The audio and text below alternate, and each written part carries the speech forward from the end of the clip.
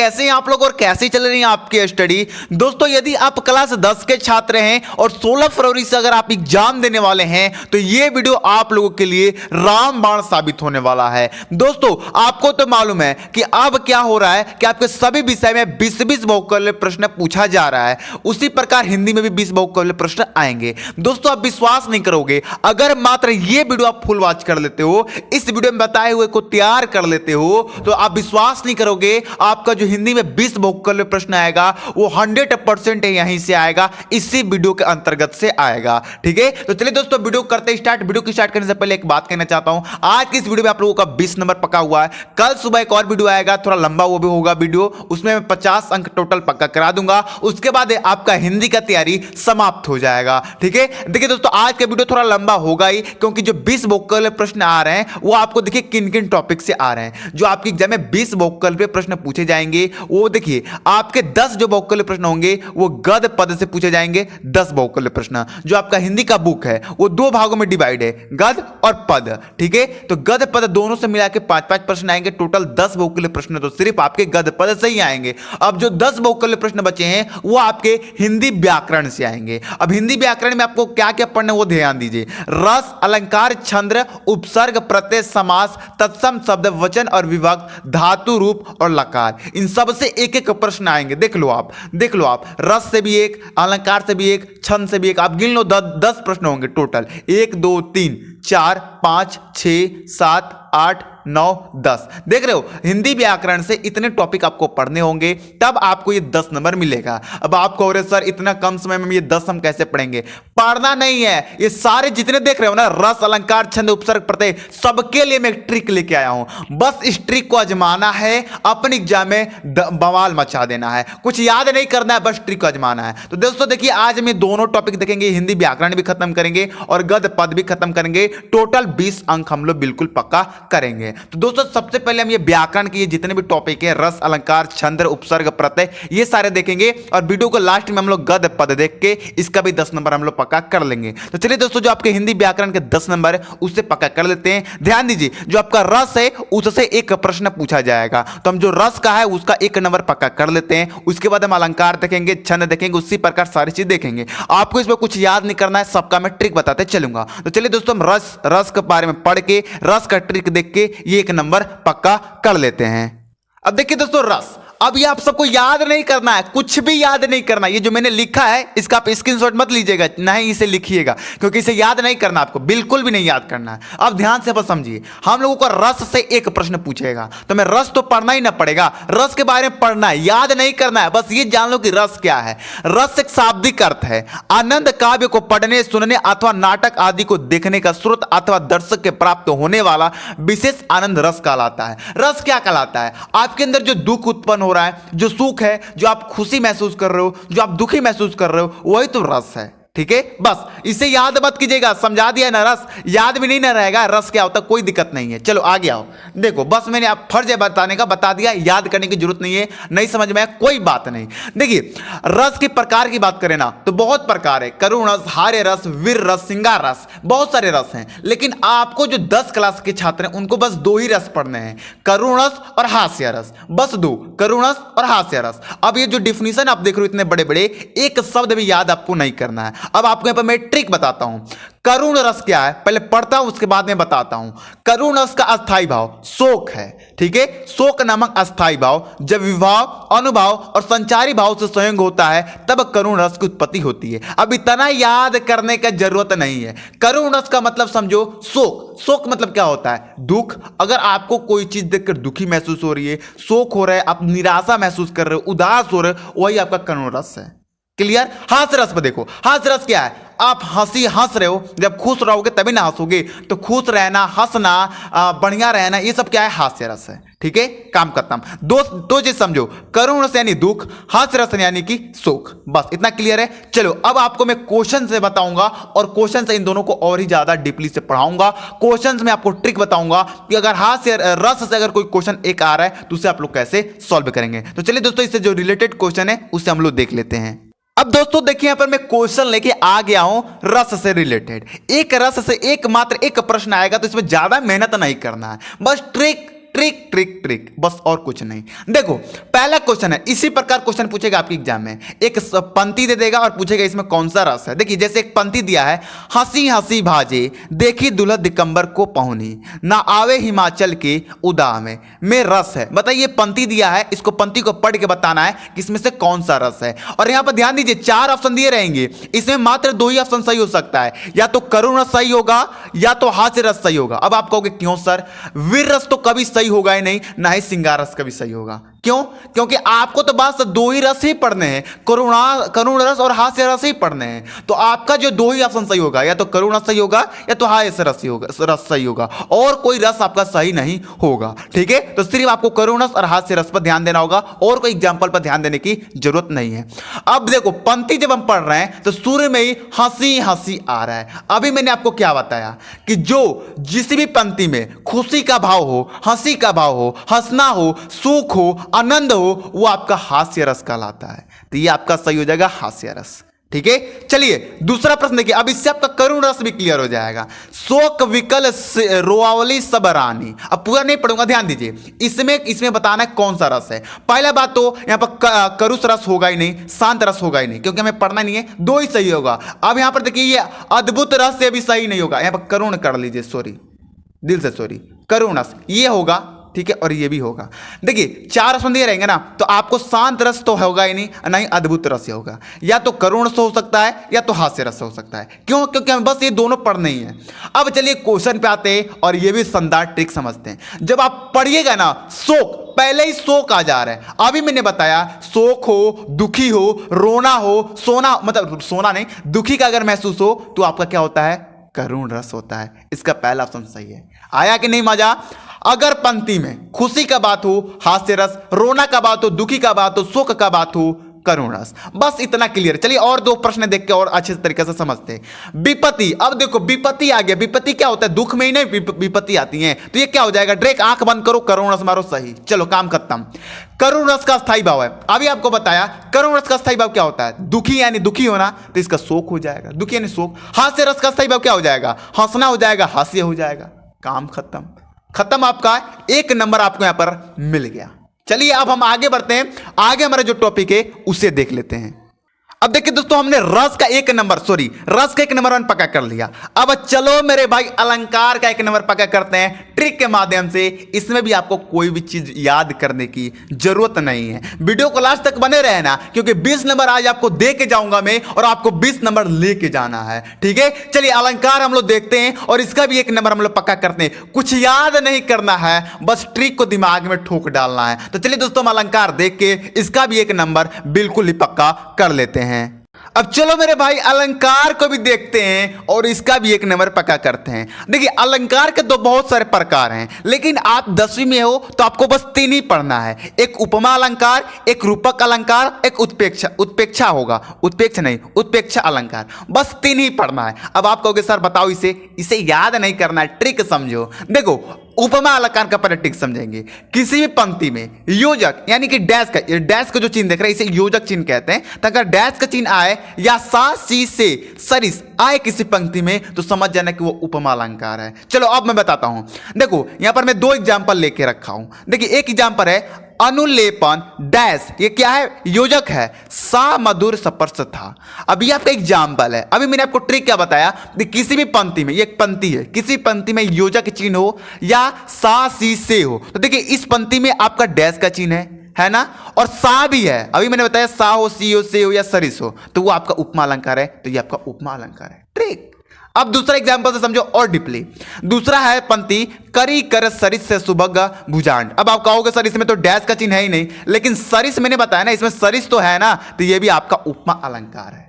काम खत्म। चलो अभी क्वेश्चन में कराऊंगा, क्वेश्चन में और आपको अभी मालूम चल जाएगा कि किस प्रकार क्वेश्चन पूछा जाएगा। पहले ट्रिक समझो। चलो अब देखो रूपक अलंकार पढ़ना है ना, रूपक अलंकार समझो कि रूपक अलंकार क्या है।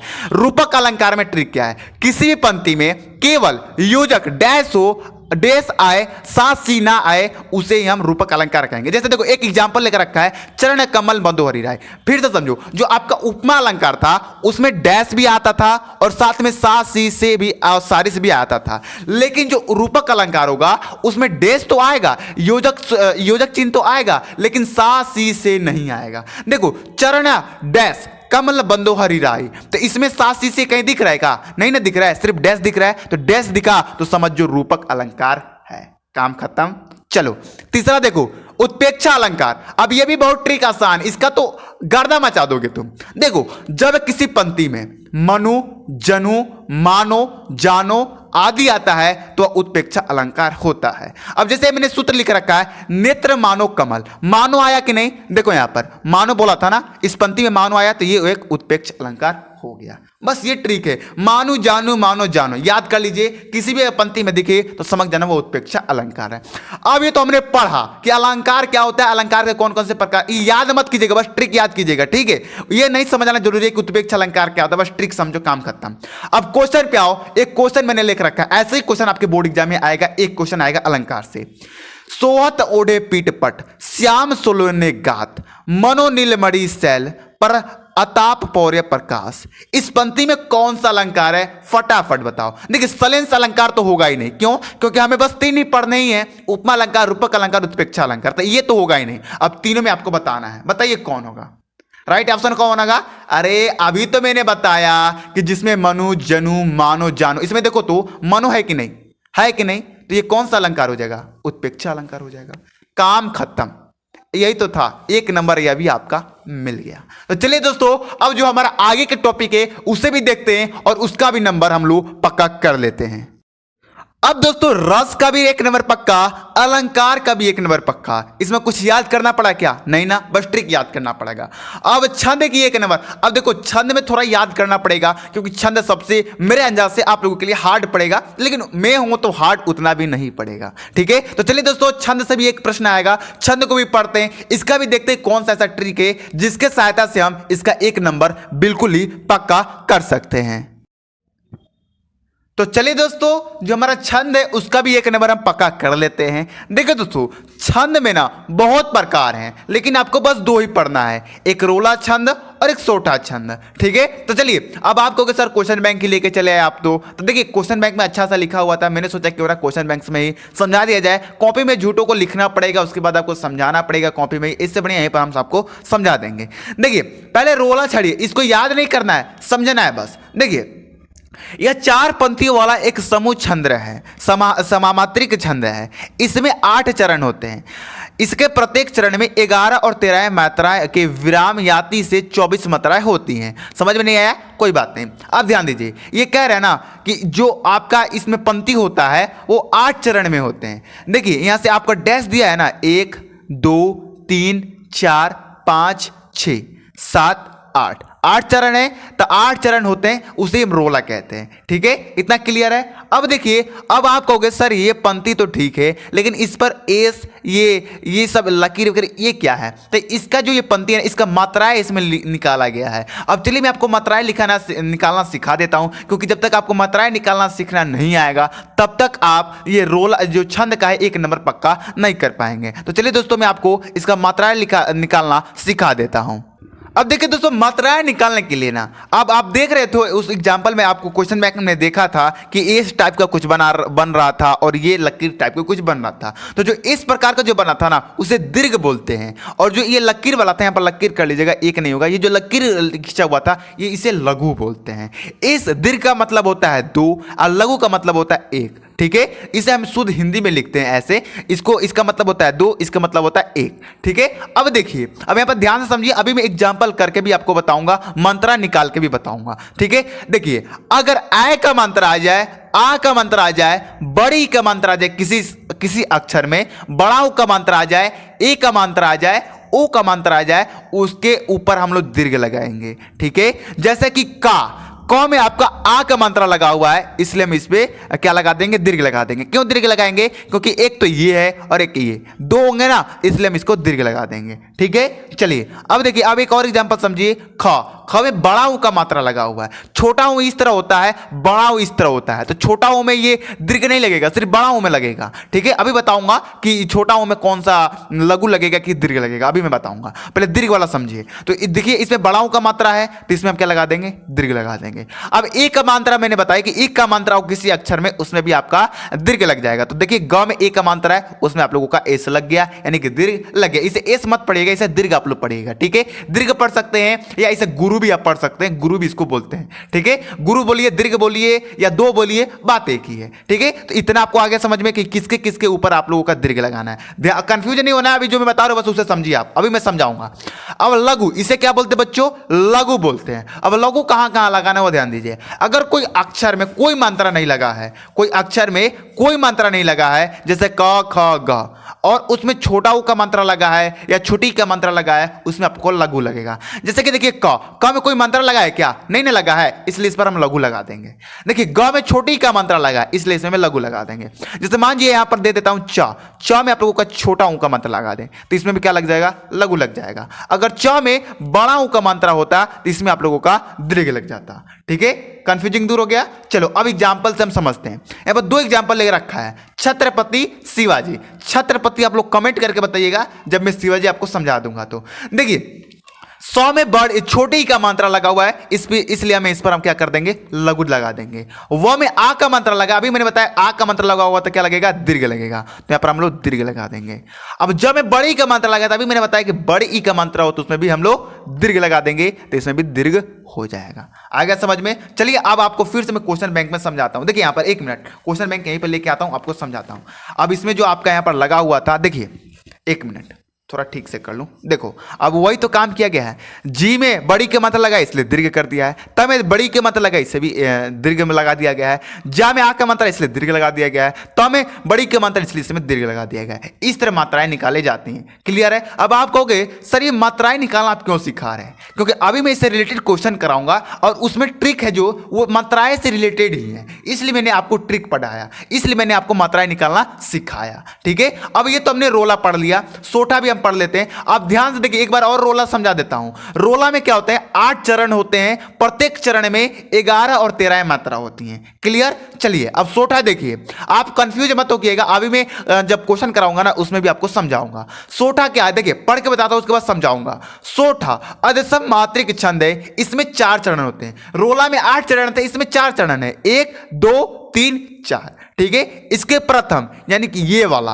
और तृतीयम 1 2 3 यानी कि इसमें 11 मात्रा है। देखिए आप जब मात्राएं निकालेंगे, जे में 1 का मात्रा लगा है, अभी मैंने आपको बताया कि अगर ए का मात्रा लगा हो, अगर ए का मात्रा लगा हो, ओ का मात्रा लगा हो तो उसमें दीर्घ होता है। अगर आपका यहाँ पर ए का मात्रा लगा हो तो उसमें लघु होता है। ठीक है, तो देखिए इसमें मात्राएं निकाले गए हैं, तो जब आप गिनोगे इसे तो 1 2 3 4 5 6 7 8। अब इसे हम दीर्घ, इसे हमने आपको बताया कि दीर्घ का मतलब होता है 2, तो 8 9 10 और ये 1 11। तो पहले चरण में 11 मात्रा है, जब इसे गिनोगे तो 1 2 3 4 5 6 7 8 9 10 11, इसमें भी 11 मात्रा है। तो क्या बदला, प्रथम और द्वितीय चरण में 11 मात्रा, 11 मात्रा है कि नहीं, है ना। चलिए आगे देखिए, अंत में गुरु लघु यानी कि एस आई आते हैं। देखिए जो प्रथम के जो पहले के जो पहले जो आपका ये थी है, जो पहला चरण है उसमें जो लास्ट शब्द है उसमें आपका ए दीर्घ और लघु जरूर आएंगे।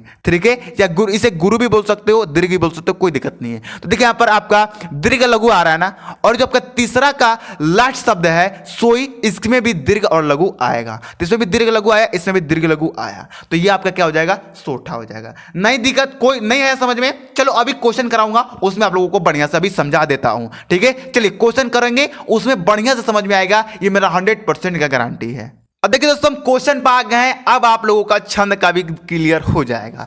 देखिए सोनी केवट के बहन, प्रेम लपेटे अटपट, विजय करुणा एन, चितई जानकी लखन तनु। ये पंक्ति में इस पंक्ति में कौन सा छंद है। देखिए आपको तो 2 ही छंद सही होगा, दोहा तो होगा नहीं, ना ही चौपाई होगा। क्यों? क्योंकि बस हमें रोला और छोटा तो पढ़ना ही है, तो इसमें से कोई एक आंसर होगा।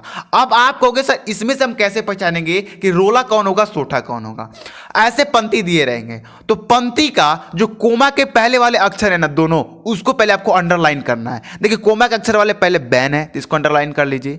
अब इसके नीचे देखिए कोमा के अक्षर पहले एन है, इसे अंडरलाइन कर लीजिए। अब इन दोनों का आप लोगों को मात्राएं निकालनी है। क्या निकालना है बच्चों? मात्राएं निकालनी है। अब इनका मात्राएं अगर दीर्घ लघु आ जाएगा तो आप समझ जाइएगा कि वह सोठा लिया गया है। ठीक है, रुकिए मैं एक पेज ले लेता हूं, वहां पर समझाऊंगा, तभी आपको क्लियर से समझ में आएगा। 1 मिनट में एक पेज यहां पर ले लेता हूं। चलिए देखिए यहाँ पर एक मैंने पेज ले लिया। अब हमने क्या बोला कि पहले बेन और एन पर क्या कर लीजिए, अंडरलाइन कर लीजिए। तो चलिए हमने बेन पर अंडरलाइन, अब बेन का मतलब मात्राएं निकाल लेते हैं। बेन में अभी बताएं कि अगर एक का मात्रा आ जाए तो उसमें क्या लगेगा बच्चों? दीर्घ लगेगा। ना में कोई मात्रा नहीं है तो इसमें लघु लगेगा। आ गया दीर्घ लघु, देखिए आ गया दीर्घ लघु। अब इसमें एन में अगर दीर्घ लघु आ जाएगा तो वो सोठा हो जाएगा। ठीक है, एन। अब ए में अभी मैंने बताया था कि एक मात्रा को तो उसमें क्या होगा? लघु दीर्घ आ जाएगा। ना में कोई मात्रा नहीं है इसमें। तो देखिए दोस्तों इसमें भी दीर्घ लघु आ गया, इसमें भी दीर्घ लघु आ गया, सेम आ गया, तो इसलिए सोठा हो जाएगा। ठीक है, अब चलिए एक और, अब कंफ्यूजिंग अब और ज्यादा दूर होगा। ये क्वेश्चन देखने के बाद ना पूरा कंफ्यूजिंग ही दूर हो जाएगा आपका। चलिए देखिए, जिनके आगे कट्टर सके जंगी ना जहानी है वे प्रसिद्ध छत्रपति भूप शिवाजी। अब इतना करने के बाद अब मैंने क्या कहा था, कोमा वाले को पहले अंडरलाइन कीजिए, इसको अंडरलाइन कर लीजिए, इसको अंडरलाइन कर लीजिए। चलिए अब इन दोनों का मात्राएं निकालिए आप, इसलिए मैंने मात्राएं लिखाना सिखाया है। अब इसका मात्रा निकालना है ट ठ र। ठीक है, इसका मात्रा निकलिए। इसमें कोई मात्रा नहीं है, इसमें लघु हो जाएगा। इसमें कोई मात्रा नहीं है, इसमें लघु हो जाएगा। इसमें कोई मात्रा नहीं, इसमें लघु हो जाएगा। प्रसिद्धि में देख लीजिए, प्रसिद्धि। अब देखिए प्र में कोई मात्रा है क्या? नहीं ना है, इसमें भी लघु हो जाएगा। स में देखिए, स में छोटी क्या मात्रा है, इसलिए इसमें भी क्या हो जाएगा? लघु हो जाएगा। द में कोई मात्रा नहीं है, इसलिए लघु हो जाएगा। अब आप कहोगे सर इसमें, आप बताओ इसमें क्या होगा? अब आप कहोगे सर सोठा होगा क्योंकि समान है। नहीं, सोठा कब होगा? जब दीर्घ लघु आएगा तभी होगा। इसमें दीर्घ लघु आया था ना इसमें पहले वाला में, इसलिए सोठा हुआ। अगर दीर्घ दीर्घ आ जाए या लघु लघु आ जाए तो आपका क्या होगा? रोला होगा। लेकिन अगर सिर्फ दीर्घ और लघु आए तो आपका क्या होगा? सोठा होगा। अगर दीर्घ लघु ना आए, अगर समान समान आए तो आपका वो रोला हो जाएगा। ठीक है, कंफ्यूजन दूर है। चलिए तो यही आपका छंद था। इस तरह अगर आप करके जाते तो 1 नंबर आपका बिल्कुल कंफर्म हो जाएगा। फिर से बता देता हूं, जो कोमा के बगल वाले उनको अंडरलाइन कर लेना, उनका मात्रा निकाल लेना है। अगर आपका दीर्घ लघु आएगा तो वो आपका हो जाएगा सोठा, अगर दीर्घ लघु नहीं आएगा तो हो जाएगा रोला। ठीक है, तो चलिए दोस्तों हम आगे जो हमारे टॉपिक है उसे भी देख लेते हैं और अच्छे तरीके से समझ के हम लोग उसका भी नंबर पक्का कर लेते हैं। तो दोस्तों हमने रस अलंकार छंद 3 नंबर पक्का किया इतना देर में। क्या करूं, आपको समझाना पड़ता है। मैं सोचता हूं ना कि लंबा वीडियो बने, लेकिन आप समझ जाओ अच्छे तरीके से। ठीक है, चलिए अब देखिए उपसर्ग। अब उपसर्ग से भी एक आएगा, प्रत्यय से भी एक आएगा, समास से भी एक आएगा। और अभी तो हमें इतना टॉपिक पढ़ना है, अब ज्यादा देर का बात नहीं है। ये तो 1-1 2-2 मिनट में ही सब समझाऊंगा आपको। उपसर्ग तो हलवा है, प्रत्यय तो खिचड़ी है और समास तो खीर है। बस मुंह में डालो, पिघल जाएगा, अंदर चला जाएगा, इसमें कोई दिक्कत नहीं होगा। ठीक है, तो चलो मैं आप लोगों को पहले उपसर्ग आपको बताता हूं, उसके बाद इसका 1 नंबर पक्का करा के फिर प्रत्यय का भी 1 नंबर पक्का करा देता हूं। अब उपसर्ग देखो, पहले बता देता हूं उपसर्ग होता क्या है। ऐसे शब्दांश जो किसी शब्द के पूर्व जुड़कर उसके अर्थ में परिवर्तन कर देते हैं वो उपसर्ग कहलाते हैं। कोई ऐसा शब्द है जिसके आगे जो अक्षर जुड़ा होता है ना, वही उपसर्ग कहलाता है। जैसे कि अन, अन क्या है? एक उपसर्ग है, और जब इसे हम एक शब्द के साथ जोड़ेंगे तो अनमोल बन जाएगा। अगर आपसे कोई पूछे कि अनमोल का उपसर्ग क्या है तो कहोगे अन। ठीक है, अन हो जाएगा इसका उपसर्ग। चलिए क्वेश्चन देखेंगे और अच्छे से समझ में आएगा। देखिए क्वेश्चन है, ऐसे ही क्वेश्चन आपके बोर्ड एग्जाम में आएगा। स उपसर्ग लगाकर सही शब्द बनेगा। बताइए स से कौन सही शब्द बना है? सहपाठी बना है, असुविधा बना है, सज्जन बना है, अनुभव बना है। उपसर्ग की बात करें ना तो उपसर्ग सबसे पहले वाले जो 2 अक्षर होते हैं वो उपसर्ग कहलाते हैं। तो स से सहपाठी सही ना बनेगा भाई, तो पहला ऑप्शन सही हो जाएगा, ये तो गलत हो जाएगा, काम खत्म। अब दूसरा क्वेश्चन देखो, पूरा क्लियर हो जाएगा उपसर्ग। देखो अपार शब्द में प्रयुक्त उपसर्ग है। उपसर्ग की बात करें ना तो पहले वाले अक्षर देखिए। आप इसका बताइए अपार शब्द का प्रयुक्त उपसर्ग कौन है? अन है मेरे भाई, तीसरा ऑप्शन सही हो जाएगा। आ तो है नहीं, अन तो है नहीं, उप नहीं है। उपसर्ग क्लियर है क्या? अब उपसर्ग में भी बताना पड़ेगा कि क्या उपसर्ग कौन कौन से इंपॉर्टेंट है। ऐसे तो तुम तो अपने से कर लोगे, बोल देगा बताइए प से कोई उपसर्ग बताइए, तो प से पतंग नहीं हो जाएगा। अगर किसी भी शब्द उपसर्ग बनाने के लिए कहेगा ना तो उसको पहले में जोड़ दीजिए, या कोई शब्द देगा जैसे अनुभव दे देगा, अनुभव। अब बताइए इसमें कौन सा उपसर्ग है, तो अनु उपसर्ग है कि नहीं, काम खत्म। चलो प्रत्यय देखो, प्रत्यय से भी एक प्रश्न आएगा, ठीक है, रुकिए चलो मैं प्रत्यय आपको दिखा देता हूं। अब प्रत्यय देखो उपसर्ग ही जैसा ही है, प्रत्यय क्या था, उपसर्ग क्या था, जैसे कोई शब्द है सजावट, जैसे एक शब्द लेता हूं सजावट, इसका उपसर्ग क्या है, स है ना। अब प्रत्यय पूछ देना तो वट हो जाएगा, लास्ट वाला प्रत्यय होता है और शुरू वाला आपका स्वर्ग उपसर्ग होता है। चलो और डीपली से समझो, ऐसे शब्दांश जो किसी शब्द के पश्चात जुड़कर उसके अर्थ में परिवर्तन कर देते हैं उसे प्रत्यय कहलाता है। जैसे पढ़, मेरे पास एक शब्द था, उसमें हमने आई एक प्रत्यय लगा के पढ़ाई बना दिया, यही तो है उपसर्ग, प्रत्यय है। चलो एक क्वेश्चन देखो और अच्छे से समझ में आएगा। जैसे है कि ता प्रत्यय युक्त शब्द है, बताइए इस शब्द में, चारों शब्द में से किस शब्द में ता प्रत्यय लगा हुआ है, तो बचपन में तो पन लगा है तो ये तो होगा नहीं, सजावट में तो वट लगा है ये तो होगा नहीं, इसमें तो त्वा लगा है तो ये तो होगा नहीं, इसमें ता लगा है, यानी कि लघुता ऑप्शन दूसरा सही हो जाएगा। क्लियर है कि नहीं, है कि नहीं। अब जैसे दे देगा बनावट, बनावट में कौन सा उपसर्ग है बताइए, तो वट तो है मेरे भाई, क्लियर तो है, दिक्कत नहीं है ना कोई। अब आपका प्रत्यय उपसर्ग का भी एक नंबर आपको मिलेगा। चलिए जो हमारे नेक्स्ट टॉपिक है उसे भी हम लोग देख लेते हैं। अब देखिए दोस्तों, हमने यहां पर कम से कम सारे टॉपिक लगभग पढ़ लिए हैं, अब हमारे बस 5-6 टॉपिक बचे हैं, अब ये भी 2-3 मिनट के काम है। समास, समास में तो इतना धांसू ट्रिक है ना, 2 मिनट के अंदर समझाऊंगा समास। समास से भी एक प्रश्न आएगा और ये आप लेके जाओगे, ठीक है। चलो समास को मैं दिखा देता हूं। अब देखिए दोस्तों, समास में बहुत प्रकार हैं, बहुव्रीहि समास, द्वंद्व समास, दीर्घ समास, फलाना समास। तो अब सबको समास को आपको नहीं पढ़ना है, बस 2 समास पढ़ना है, द्वंद्व समास, दीर्घ समास। अब चलो ट्रिक से समझते हैं। द्वंद्व समास, किसी भी शब्द में योजक यानी कि डैश का चिन्ह आ जाए वह द्वंद्व समास होता है। जैसे कि एग्जांपल में रात दिन, तो इसमें डैश लगा हुआ है ना तो ये द्वंद्व समास हो जाएगा।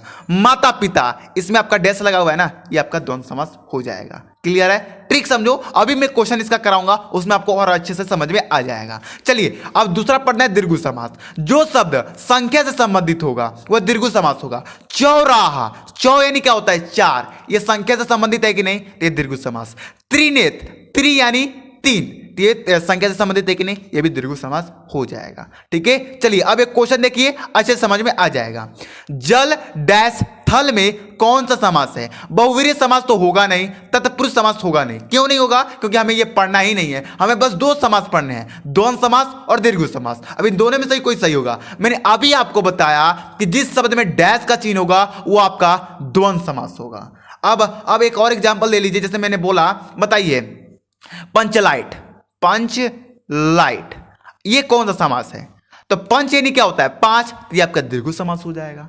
क्लियर है, ऐसे ही क्वेश्चन आएगा आपके बोर्ड एग्जाम में, ज्यादा हार्ड नहीं आएगा, सेम ऐसा ही आएगा। मजा आ रहा है तो वीडियो को लाइक कर दीजिएगा, चैनल को सब्सक्राइब कर दीजिएगा, क्योंकि सारे विषय का तैयारी हम ऐसे ही कराने वाले हैं और मजा तो आपको आ ही रहा होगा, क्योंकि ऐसा पढ़ाई आपको पूरे यूट्यूब पर किसी ने ना कराया होगा और ना कभी कराया जाएगा, क्योंकि ये सिर्फ पढ़ाई जो है वो मैं ही करा सकता हूं, क्योंकि मैंने इस चीज से गुजरा हूं मेरे भाई। मैं समझ सकता हूं आप लोगों का दुख, इसलिए मैं आप लोगों को इतना जबरदस्त पढ़ा रहा हूं ना कि इस टेंशन में भी आप लोग खुशी महसूस करो, ठीक है। तो चलिए दोस्तों, हमने समास का भी एक नंबर पक्का कर लिया। अब जो हमारे नेक्स्ट टॉपिक है उसे भी हम लोग देख लेते हैं। तो दोस्तों हमने पूरा टॉपिक क्लियर कर लिया, बस व्याकरण का 4 टॉपिक बचा, यानी कि 4 नंबर बचा है। 6 नंबर हमने व्याकरण का पक्का कर लिया है, यानी कि 20 में हम लोगों ने अभी तक 6 नंबर ही पक्का किया है। क्या करोगे मेरे भाई, पढ़ना तो पड़ेगा ही। अब अगर और 4 नंबर पक्का करना है तो ये 4 टॉपिक आपको पढ़ने होंगे। तत्सम शब्द, वचन और विभक्त, धातु रूप और लकार। कई बच्चों को याद नहीं होता है। मैं जब 10वीं क्लास में था ना तो मैंने सबको छोड़ दिया था, मुझसे याद ही नहीं हो रहा था, लेकिन आपको नहीं छोड़ना है। अब ये मैं आपको पढ़ाऊंगा नहीं, क्योंकि इसमें कोई ट्रिक व्रिक है नहीं, आपको रट्टा मारना पड़ेगा। अब आप कहोगे सर ये भी बता दो यार कौन कौन से तैयार करने, बता रहा हूं, टेंशन काहे ले रहे हो। क्वेश्चन बैंक खरीदे हो ना, खरीदोगे, जरूर खरीदोगे। उसमें तत्सम शब्द में जो 3 बार से ज्यादा पूछा गया है ना आपके एग्जाम में, उसे तैयार कर लीजिए, ठीक है, जैसे मान जाइए आंसू एक तत्सम शब्द है और इससे 2022 में भी पूछा गया है, 2019 में भी और 2021 में भी पूछा गया, तो इसे आप लोग तैयार कर लो। जो 3 बार पूछे जा चुके हैं वो तत्सम शब्द तैयार कर लो। वचन और विभक्त भी वही काम करना है, जो 3 बार पूछे जा चुके हैं उनको तैयार कर लो। धातु रूप भी उन्हीं को याद करो जो 2 बार ज्यादा, देखिए धातु रूप तो ऐसे आप पक्का कर लो, कोई दिक्कत नहीं है। धातु रूप याद नहीं होता है, नहीं देखिए 2 जो है ना ये तो किसी से याद ही नहीं होता है, धातु रूप और लकार। तो इसमें क्या करना है आपको, जो 2 बार से ज्यादा पूछे गए ना उसको रट्टा मार जाओ, काम आपका खत्म हो जाएगा। चाहे कोई टेंशन है तो कोई टेंशन है, मैं इसका ट्रिक ढूंढ रहा हूं, इसका ट्रिक मिलती है आपको प्रोवाइड करा दूंगा, टेंशन मत लीजिए। तो दोस्तों हमने यहां पर भी 6 नंबर पक्का किया है, अब बारी है 10 नंबर और पक्का करने के लिए। अब देखिए हमने हिंदी व्याकरण को पूरा खत्म कर लिया, अब हम जो गद्य पद से जो 10 वोकल प्रश्न आएंगे इनको देख के इनका भी 10 नंबर पक्का करते हैं। टोटल आज की इस वीडियो में हमने 16 नंबर पक्का कर लिया है, 4 नंबर आपके हाथ में मैंने छोड़ दिया है। अगर आप चाहोगे तो 4 नंबर पक्का करके टोटल 20 नंबर पक्का कर सकते हो, और मुझे ट्रिक जैसे मिलेगा मैं इसको प्रोवाइड करा दूंगा। तो चलिए दोस्तों गद्य और पद से जितने भी प्रश्न पूछे जाते हैं उनको हम लोग देख लेते हैं, और इसका भी हम लोग 10 नंबर बिल्कुल पक्का कर लेते हैं। अब देखिए गद्य से आपके 5 प्रश्न आएंगे, अब मैं जो बता रहा हूं ना रचना उनको तैयार कर लीजिए, आपका काम बन जाएगा। देखिए क्वेश्चन किस प्रकार बनेगा ध्यान दीजिएगा, आपसे कह देगा कि बताइए 11 वर्ष का समय किसकी रचना है, 4 ऑप्शन दे दिया जाएगा, उसमें से आपको सिलेक्ट करना होगा। तो बताइए आपको मालूम होगा तभी आप कर पाओगे। और इस प्रकार और एक प्रकार पूछ देगा, जैसे पूछ देगा रस मीमांसा का विधा क्या है, तो विधा आपको याद होना चाहिए तभी ना बता पाओगे। ठीक है, तो देखिए आपके गद्य का सबसे पहला चैप्टर रामचंद्र शुक्ल जी का, तो ये बहुत इंपॉर्टेंट है, इनका आप लोग बस 5 तैयार कर लीजिए। चिंतामणि, रस मीमांसा, 11 वर्ष का समय, विचार विधि, हिंदी साहित्य का विकास, बस इनका 5 तैयार कर लीजिए। मैंने विधा इनके सामने लिख दिया है, चिंतामणि निबंध विधा की है, रश्मिमांसा आलोचना, 11 वर्ष का समय कहानी है, विचार विधि का निबंध संग्रह है, और हिंदी साहित्य का विकास आलोचना है। दोस्तों वीडियो लंबा हो गया है तो आप लोग एक काम कीजिए, मैं जल्दी जल्दी पढ़ के आपको बताऊंगा, आप लोग स्क्रीनशॉट लेते चलिएगा। जयशंकर प्रसाद का एक गुट, दुर्वासामणि, अजातशत्रु, जन्मेजय का नागेजय, ये चारों नाटक है, तैयार कर लीजिएगा। कंकाल तितली उपन्यास है जयशंकर प्रसाद का, तैयार कर लीजिएगा। इंद्रजाल, आकाशदीप दोनों ही कहानी है जयशंकर प्रसाद का, तैयार कर लीजिएगा। चलिए डॉक्टर राजेंद्र प्रसाद का देखिए, डॉक्टर राजेंद्र प्रसाद का थोड़ा ज्यादा याद करना पड़ेगा क्योंकि इंपॉर्टेंट है। साहित्य, शिक्षा और संस्कृति, भारतीय शिक्षा, गांधी जी का देन, बापू जी के कदमों में, संस्कृति का अध्ययन, यहां तक जो दिख रहे हैं ये सारे निबंध हैं डॉक्टर राजेंद्र प्रसाद के। मेरी यूरोप यात्रा तैयार कर लीजिएगा, यात्रा वृत्त है डॉक्टर राजेंद्र प्रसाद का। मेरी आत्मकथा तैयार कर लीजिए जो कि आत्मकथा है डॉक्टर राजेंद्र प्रसाद का। चलिए दोस्तों और जो हमारे नेक्स्ट है गद्य से संबंधित रचना है उसे भी हम लोग देख लेते हैं। अब भगवत शरण उपाध्याय का कौन कौन सा तैयार करना वो ध्यान दीजिए। खून के छींटे, इतिहास साक्षी है, विश्व का एशिया का देन, निबंध है भगवती चरण वर्मा का, तैयार कर लीजिएगा। टूटा आम मंदिर और भवन, संस्मरण है भगवत शरण वर्मा का, तैयार कर लीजिएगा। ठीक है, साहित्य और कला तैयार कर लीजिए, आलोचना है। इतिहास के पन्नों पर तैयार कर लीजिए जो कि ऐतिहासिक है, आपका काम भगवत शरण उपाध्याय का बन जाएगा। चलिए राहुल सक्सेना का 3 रचना याद कर लीजिए, बहुत इंपॉर्टेंट है। किन्नर के देश में जो कि यात्रा वृत्त है, मेरे तिब्बत यात्रा जो कि यात्रा वृत्त है, मेरी यूरोप यात्रा जो कि यात्रा वृत्त है, जो कि राहुल सक्सेना का है। ठीक है, देखिए याद तो करना ही पड़ेगा कुछ भी हो जाए। फणिस और नाथ रेणु का बस एक तैयार कर लीजिए, मैला आंचल जो कि उपन्यास है। सत्येंद्रनाथ दाता का बस एक तैयार कर लीजिए, तेजसलिस जो कि अनुदित काव्य है। जनेंद्र कुमार का बस एक तैयार कर लीजिए, त्यागपत्र जो कि उपन्यास है। डॉक्टर नामवर शर्मा गुलेरी का तैयार कर लीजिए, उसने कहा था जो कि कहानी है। हरिवंश राय बच्चन का बस 3 याद कर लीजिए आप लोग, क्या बोलूं कि याद करूं जो कि आत्मकथा है, नीर का निर्माण फिर जो कि आत्मकथा है, आत्मकथा जो कि आत्मकथा ही है। तो इन तीनों का तैयार कर लीजिए, हरिवंश राय बच्चन का काम बन जाएगा। चलिए दोस्तों और जो हमारे गद्य से इंपॉर्टेंट रचना है उसे भी हम लोग देख लेते हैं। हजारी प्रसाद द्विवेदी के देखिए कौन कौन से याद करने हैं। अशोक का फूल, कुटज, विचार पर्वा, कल्पलता, ये चारों निबंध है हजारी प्रसाद द्विवेदी का, इनका तैयार कर लीजिएगा। बाण भट्ट के आत्मकथा उपन्यास है हजारी प्रसाद द्विवेदी का, याद कर लीजिएगा। हिंदी साहित्य कबीर जो कि आलोचना है हजारी प्रसाद द्विवेदी का, बस इतना आप लोग हजारी प्रसाद द्विवेदी का तैयार कर लीजिएगा। राम चिबनापुरी का देखिए इतना याद करना पड़ेगा। गेहूं और गुलाब जो कि निबंध है। पैरों में पंख बांधकर जो कि यात्रा वर्णन है। पत्तियों के देश में जो कि उपन्यास है। चीता का फूल जो कि कहानी है। माटी की मूर्ति जो कि रेखा चित्र है, बस इतना तैयार आप लोग कर लीजिएगा। मुंशी प्रेमचंद्र का गबन, गोदान, क्रम भूमि, रंगभूमि, सेवा सदन, फिरमास है, निर्मला, ये सारे क्या बच्चों उपन्यास है मुंशी प्रेमचंद्र का, इनका तैयार कर लीजिएगा। और मुंशी प्रेमचंद्र का 2 और इंपॉर्टेंट रचना है। मानसरोवर जो कि कहानी है, संग्राम जो कि नाटक है, इसे भी आप लोग तैयार कर लीजिएगा। चलिए गुलाब राय का देख लीजिए, गुलाब राय का कौन कौन से तैयार करने हैं। नरसिंह नारायण, टलुआ क्लब, मेरे निबंध, मन की बातें, ये चारों क्या है? ये चारों निबंध है, इसे तैयार कर लीजिएगा। और गुलाब राय का एक बहुत इंपॉर्टेंट रचना है मेरी असफलता है, जो कि आत्मकथा है। ठीक है, चलिए श्याम सुंदर दास का बस 2 तैयार कर लीजिए, रूपक राशि और साहित्यालोचन, जो कि आलोचना है। साहित्यालोचन बहुत इंपॉर्टेंट है, 2022 में पूछा गया था। श्रीनिवास दास का परीक्षा गुरु तैयार कर लीजिए, जो कि उपन्यास है, बहुत इंपॉर्टेंट है। ठीक है, किशोरी लाल गोस्वामी का 2 तैयार कर लीजिए, इंदुमती सुल्ताना, जो कि कहानी है। चलिए दोस्तों, जो हमारे नेक्स्ट और हमारे गद्य से इंपॉर्टेंट रचना है, देखिए याद तो करना पड़ेगा, ढेर है लेकिन याद करना ही पड़ेगा, उसे भी हम लोग देख लेते हैं। धर्मवीर भारती का देखिए कौन कौन सा तैयार करना है गद्य में। गुनाहों का देवता, जो कि उपन्यास है। सूरज का सातवां गढ़, जो कि उपन्यास है। अंधा युग, जो कि नाटक है। ठेले पर हिमालय, जो कि निबंध है। नीली झील, जो कि एकांकी, इसे तैयार कर लीजिएगा। विष्णु प्रभाकर का आवारा मसीहा तैयार कर लीजिएगा, जो कि जीवनी है। मोहन राकेश का आषाढ़ का एक दिन और लहरों का राजहंस तैयार कर लीजिएगा, दोनों ही नाटक है। ठीक है, वृंदावन लाल वर्मा का आप लोग मृगनयनी तैयार कर लीजिएगा, ये बहुत इंपॉर्टेंट है। ठीक है, भगवती चरण वर्मा जी का आप लोग भूले बिसरे चित्र और चित्रलेखा के दोनों तैयार कर लीजिएगा, जो कि उपन्यास है। अमृत राय का बस 1 तैयार कर लीजिए, वेरी वेरी इंपॉर्टेंट है। कलम का सिपाही, जो कि जीवन चरित्र है। ठीक है, विनय मोहन शर्मा जी का साहित्य लोकन, दृष्टिकोण, हिंदी गीत गोविंद, शोध प्रतिरोध, व्यापक समीक्षा तैयार कर लीजिएगा। यहां से यहां तक सारे शोध है, बस साहित्य लोकन, दृष्टिकोण निबंध है। ठीक है, चलिए श्री राम शर्मा का देख लीजिए कौन कौन से याद करने हैं। शिकार, जंगल के बीच, प्राणों का सौदा, बोलती प्रतिभा, ये सारे क्या हैं? ये सिक्का साहित्य, इसे तैयार कर लीजिएगा। और एक बहुत इंपॉर्टेंट है, सेवाग्राम की डायरी, संस्मरण है, जो कि श्री राम शर्मा जी का है। ठीक है, चलिए अब जो हमारे नेक्स्ट है उसे भी हम लोग देख लेते हैं। देखिए दोस्तों, अब ज्यादा याद नहीं करने, और 4-5 को बताऊंगा, उनका तैयार कर लीजिएगा, फिर आपका ये 5 नंबर बिल्कुल पक्का हो जाएगा गद्य से। भारतेंदु हरिश्चंद्र का अंधेर नगरी, सत्य हरिश्चंद्र, भारतेति दुर्दशा, प्रेम तरंग, जो कि नाटक है। और मदलासा सुलोचन, दोनों क्या निबंध है, भारतेंदु हरिश्चंद्र का तैयार कर लीजिएगा। योगी हरि का प्रार्थना सिद्धकरण, जो कि गद्य काव्य, ये तैयार कर लीजिएगा। योगो हरि का पगली तरंगिणी, जो कि गद्य गीत है, इनका भी ये तैयार कर लीजिएगा। मुंशी सउल्ला खां का आप लोग रानी केतकी की कहानी तैयार कर लीजिए, वेरी वेरी इंपॉर्टेंट है, इसे आप लोग तैयार करके ही जाइएगा।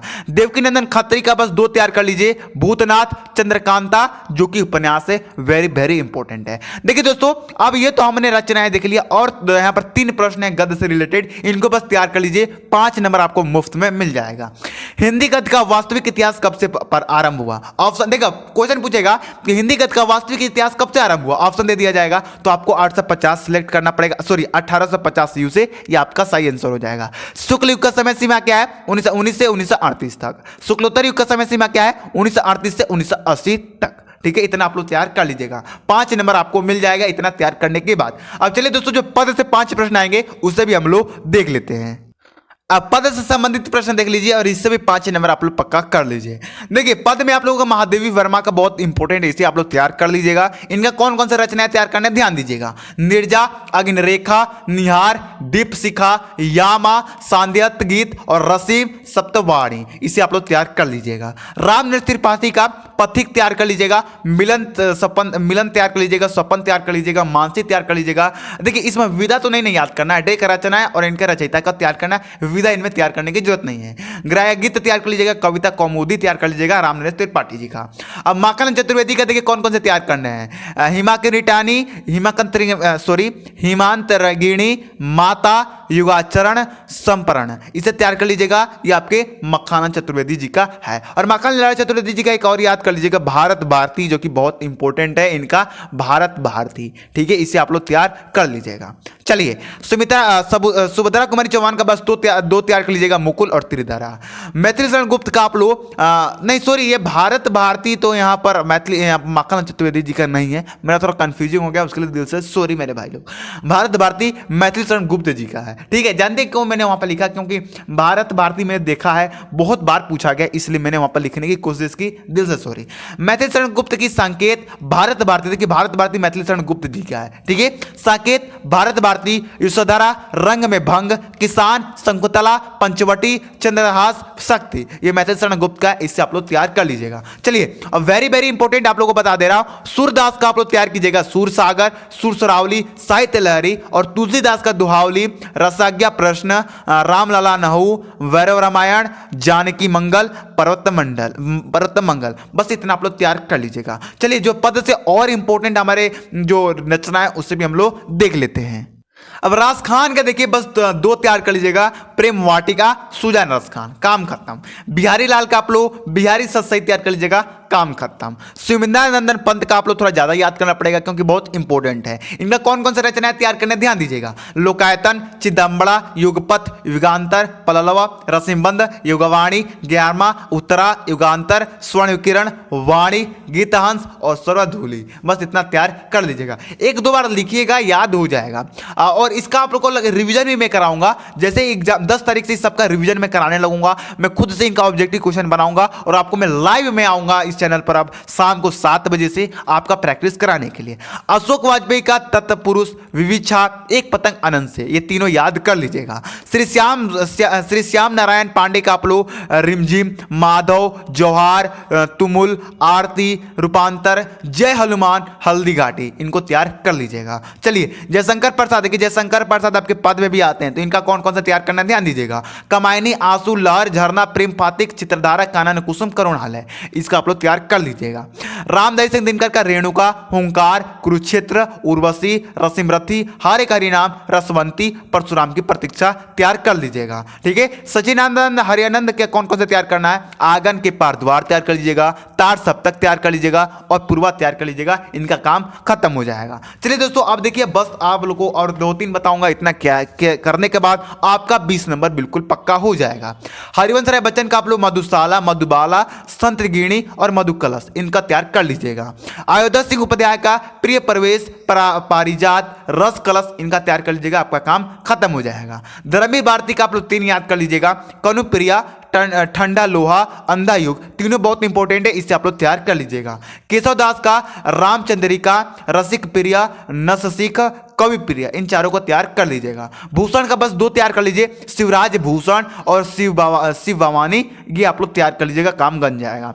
मीराबाई का आप लोग तैयार कर लीजिएगा, राग गोविंद की टीका, राग सोठा का पद, बस इन दोनों को तैयार कर लीजिएगा, काम बन जाएगा। अब दोस्तों ये तो हमने देख लिया जो आपके पद्यांश की महत्वपूर्ण रचनाएं हैं। अब इनसे देखिए 2 बहुत इंपॉर्टेंट क्वेश्चन भी उससे भी हम लोग देख लेते हैं। ऋतिक काल की समय सीमा 1643 से 1843 युग तक, आधुनिक काल की समय सीमा 1843 से वर्तमान काल तक। ठीक है, तो दोस्तों आज हमने इस वीडियो के अंतर्गत 20 नंबर बिल्कुल पक्का कर लिया है। अब आपको सर आपने 16 नंबर ही पक्का करा है, 4 नंबर आपने छोड़ दिया था, तो 4 नंबर आप क्वेश्चन बैंक से तैयार कर लीजिए, और नहीं तो मैं कल या कल शाम तक मैं इसका वीडियो लेके आऊंगा। एक वीडियो 2 या 3 मिनट का होगा, 4 नंबर इसमें भी आपका पक्का हो जाएगा। तो दोस्तों वीडियो अगर पसंद आया हो तो वीडियो को लाइक कर दीजिएगा और चैनल को सब्सक्राइब प्लीज कर लीजिएगा। चलिए दोस्तों मिलते हैं आपको अगली वीडियो में। जय हिंद, जय भारत।